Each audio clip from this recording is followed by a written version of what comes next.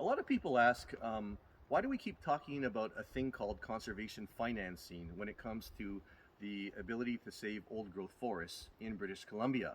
And what is that? So, before I explain what conservation financing is, it's important to understand a few key facts. In British Columbia, the BC government can't unilaterally just save the old growth forests and establish protected areas by itself, because there's not just one government in British Columbia. There are 200 governments in British Columbia. There's 200 First Nations communities, and the courts have ruled that there can be no legislated land use changes unless First Nations support those changes. First Nations decision-making authority is vital legally to establish new protected areas, including for old growth forests in British Columbia. Now, across British Columbia, fostered and facilitated by successive BC governments, there's a high level of economic dependency on the timber industry over the last 20 years in First Nations communities, including in old growth logging jobs and revenues. Therefore, there's no viable, reasonable path to save old growth forests in British Columbia unless First Nations have the funding to establish economic alternatives to their old growth logging dependency so that they can then establish new protected areas, Indigenous protected and conserved areas, typically legislated through a designation called provincial conservancies in British Columbia that are congruent with First Nations subsistence use of the landscapes, that support Indigenous co-management, and that also recognize First Nations rights and title.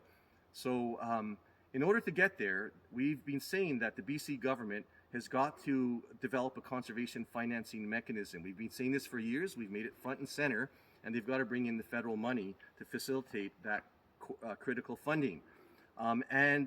Premier David Eby has committed. This is a big leap forward. Sometime soon, the BC government is going to be announcing a conservation financing mechanism to support Indigenous protected and conserved areas for the protection of old growth forests.